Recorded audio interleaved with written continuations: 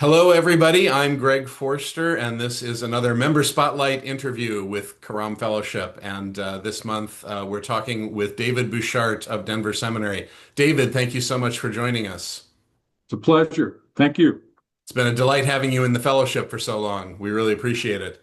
My first question, David, is what are you trying in the classroom these days that's going well? Um, I have embraced what I think is a very good form of final examination, which is a win-win. I think it's very beneficial for the students, and to be candid here, it's much less labor in terms of grading it than a conventional paper would be. So um, I will set an exam and send the prompt out probably about 3 weeks before the exam is due. And it's entirely what some people would call a take-home exam. And I will pose one or two questions, which are fairly broad. Example, in 16th century, I might say, what factors in the social context informed the course of the Reformation? A very broad question like that. But the way the exam is conducted is that students are perfectly free to look at class notes, to look at textbooks, and if they want, but there's no expectation, if they want to do a bit more study, that's up to them, that's optional. And I set a length, a word count length for the exam. And I say to them that up until you write the first word, you can examine resources, you can use textbooks, you can talk with people, talk with other students. Um, and then once you write the first word, all of that needs to stop. And no more looking at books, no more, but you can time this however you want. So somebody could conceivably prepare over the course of 2 or 3 weeks. And then once they sit down, they can do it in multiple sittings, but they can no longer consult any resources um, other than textbooks. So let me correct that. I do let them look at textbooks. And then the documentation for the paper, in the case of anything that's been a required reading for the course, they simply put author name and page number. That's all. So the documentation is very minimal. And then they submit this. And I have found the reason I'm citing this as I think a good example is um, it's a great way for students to, if you will, do a review of, if you will, large swaths of the course without real time pressure. They've got several weeks and can pace this as they wish. And in the end, what I get is in a sense, in essence, a paper, but it doesn't have all the burdens of the scholarly apparatus associated with it. And because it's an examination that I may use again, I don't give them, if you will, the same kind of detailed feedback I would give on a paper during a semester. So I'll just say it strikes me as it's worked very well every time I've used it. Students have seemed to appreciate it. And yeah, it seems to be a win-win. That's an interesting hybrid between an essay question on an exam where you can't Right, look anything up once you see the question, and right. a research paper where you're expected to go do the scholarly apparatus, like you said. I'm curious, Exactly. I'm curious what your AI policy is and how does that intersect at all?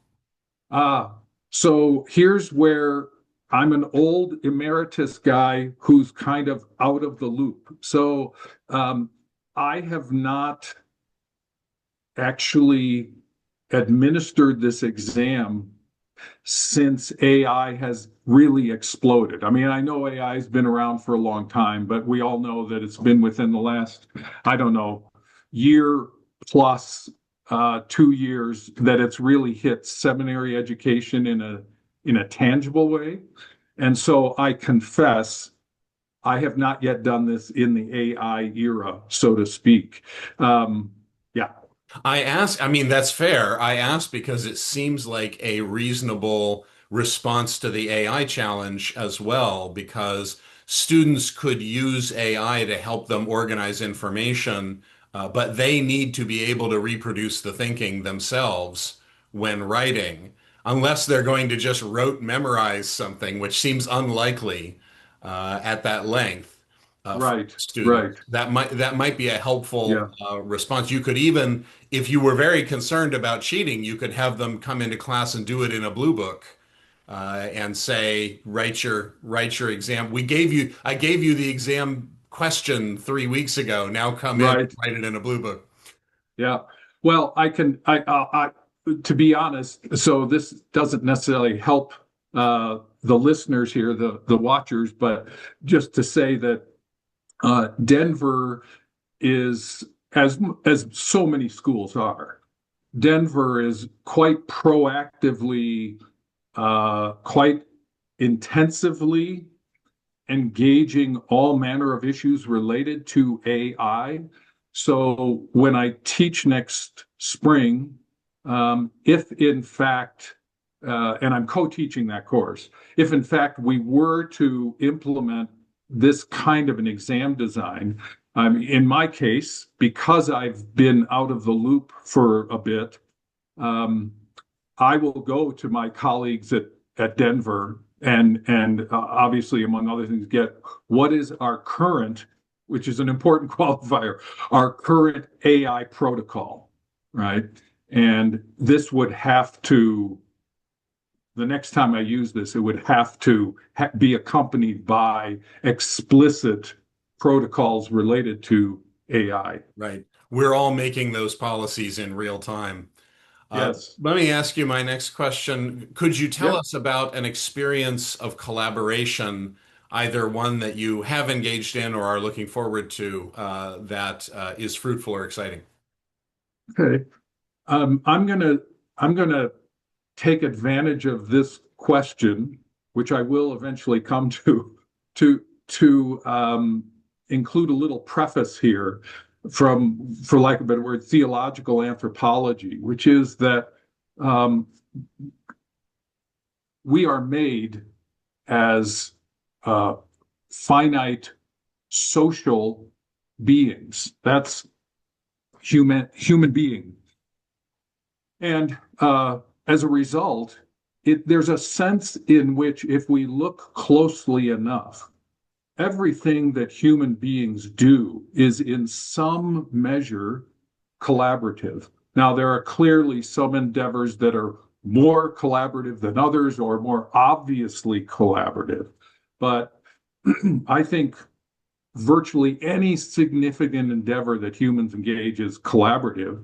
And it might surprise people outside of the academy, but anything done in or for or through the academy, individual, quote, scholarly work is itself always collaborative. And again, the nature of the collaboration, the degree of collaboration, every time we put a footnote in to a book, that really is, if you will, one form of collaboration. So I just first want to say that I view all scholarly work, as all human work, as collaborative because of the way we are made. As far as a current, and this is a current example, I'm going to indulge here in kind of a follow-up to something I said in one of these interviews a couple of years ago, which is that I've just completed, in collaboration with a co-author, my colleague, Dr. Ryan Tafilowski, we've just completed a book in the faith and work arena called Worth Doing that is coming out with InterVarsity this coming November. And that book was, interestingly, it was birthed out of one collaboration, which was my interaction with two of my then colleagues. And the basic concept of the book was birthed out of that. Then, due to life, the way life unfolds, they had to step out of that collaboration. I kind of put it on the side of my desk because I really didn't want to do it alone and knew it would be better if I didn't do it alone. And when Ryan joined the faculty just about 2 years ago, 3 years ago, he actually came to the faculty from several roles, one of them being he was the theologian in residence at the Denver Institute for Faith and Work. So this book on faith and work was, as he put it, right in his wheelhouse. So he and I have collaborated on that, and we're looking forward to that coming out in November. And I'll just throw in a plug here.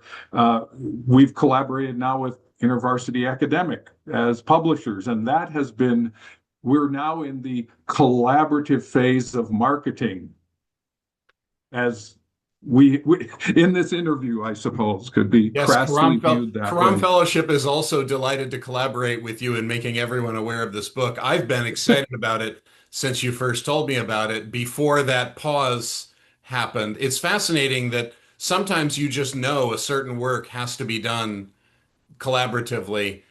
Even though co-writing a book, which I've done a couple times now, is a very big undertaking, it's not half the work because the other person is doing the other half of the work. It's twice as much work because you and the other author have to agree on every word because each of Yes. you is jointly as well as severally, or Yeah. severally as well as jointly liable for whatever is in the book.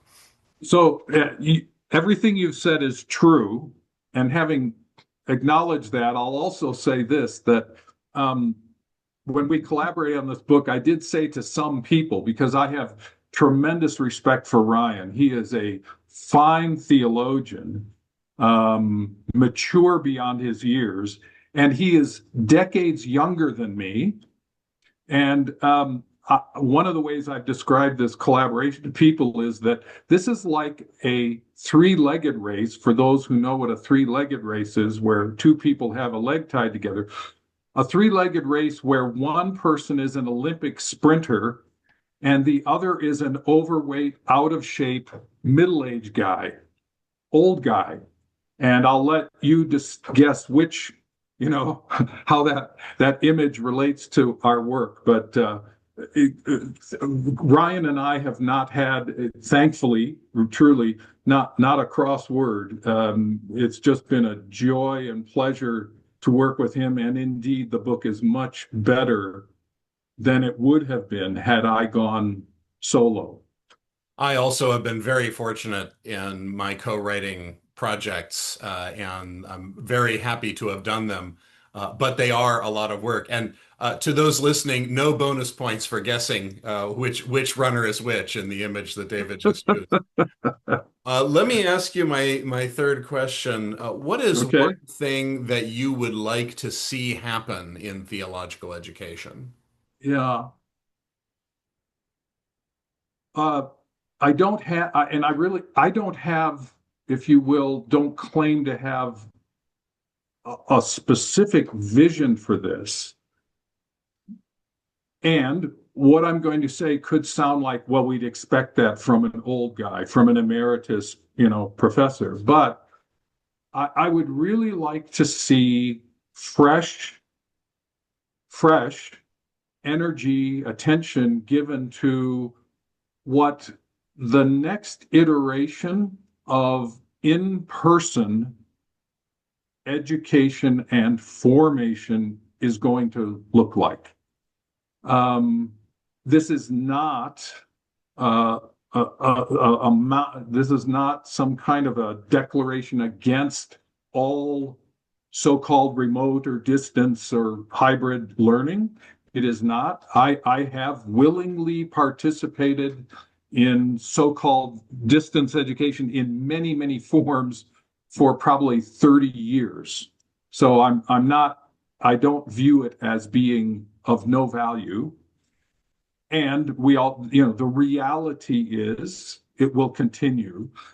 So what I'm saying is not replace that, but it is saying um, I think does need to be a place, a space, important word, place and space for robust in-person education and formation.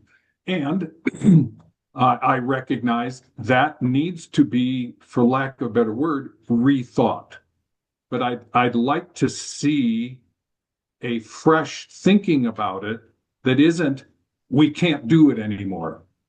We're now at a point in history and technology where we shouldn't even try to do it.